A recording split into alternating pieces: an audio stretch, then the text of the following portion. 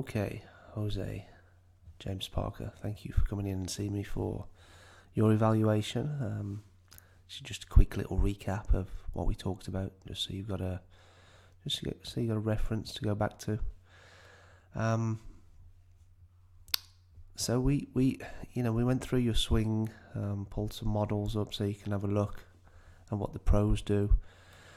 And as far as angles, you were ticking a lot of the boxes, weren't you? I mean, if we just watch the club,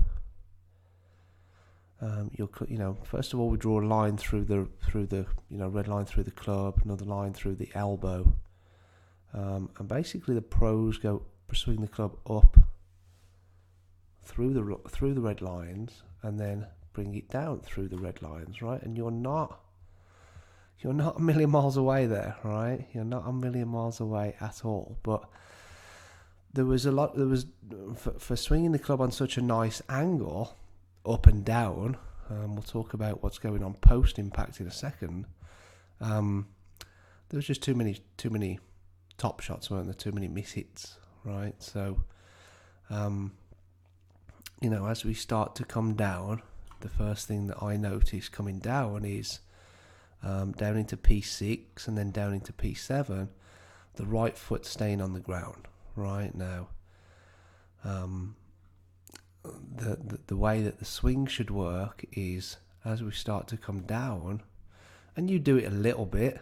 If we maybe do this in blue, as you start the downswing, you're moving your right hip, your right pocket away from that red line, so you're moving your hips laterally, maybe a little bit more there. A little bit more at P6, a tiny little bit more at P7, right?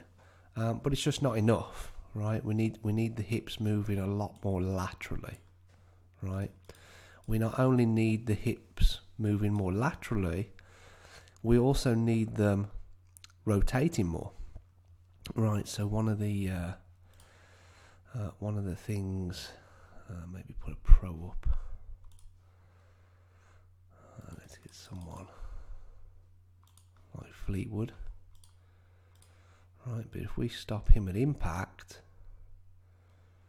right, I can see a lot of his left butt cheek there, right? So he's turned so much with his hips, right, 30 odd degrees, maybe 40 degrees even, right, that I can see a lot of his left butt cheek, a lot of his left pocket on his trousers there.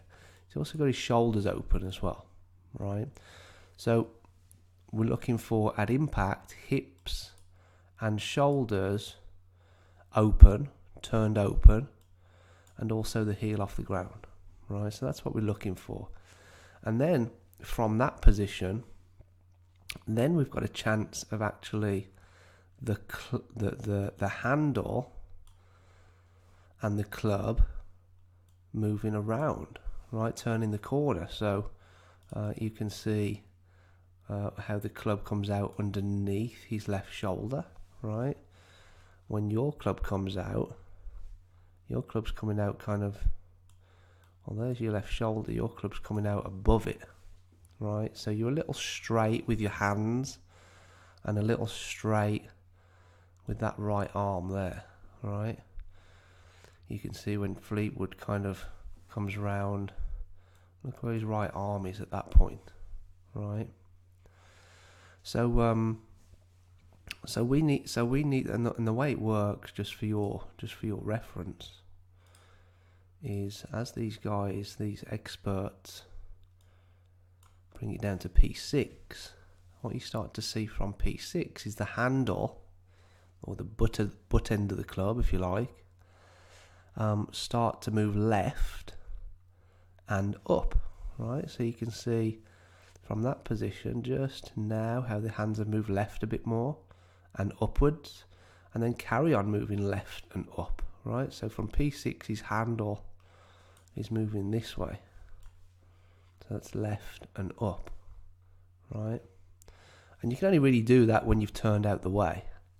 So when your club starts to appear above your shoulder, this heel's only a little bit off the ground. You can see just how much his heel's off the ground, right? So the drill we got you doing was what's this one where you just do it in slow motion. Right, and I apologise for the camera movement. I've just got the phone in my hands, but you can pretty much see the difference there to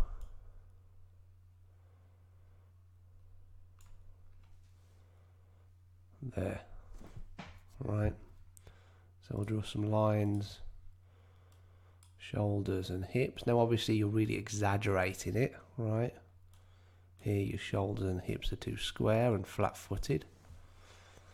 From that position, your right arm goes a bit too straight, your hands move a bit too straight down the line.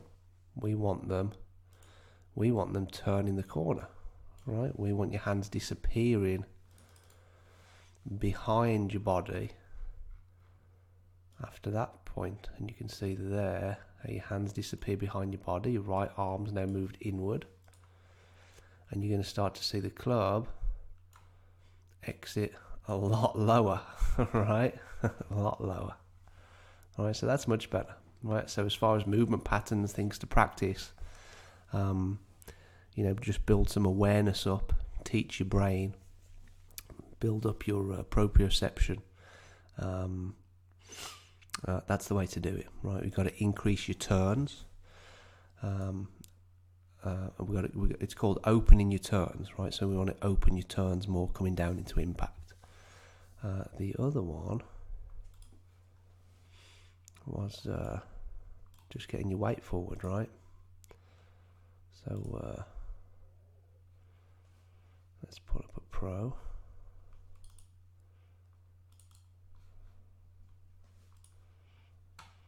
And then we'll put a little line there next to his left hip, right hip.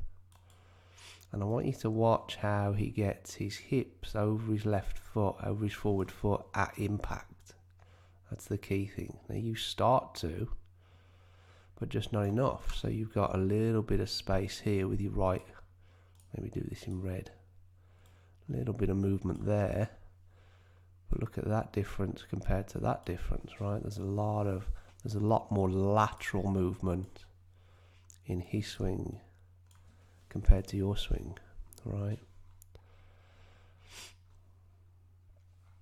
And even there as you come through, right, if we draw a line down now from where his right pocket is, it's over his left foot. We draw a line down from where your right pocket is, it's kind of in the middle of your feet, right? So it's not only the turning, it's also the lateral movement as well, right? So those are the things I'd work on if you want to, come and see me next week. Just shoot me an email, and we'll start chipping away at your golf swing, mate. Any questions? Just shoot me over an email. Thanks, Jose.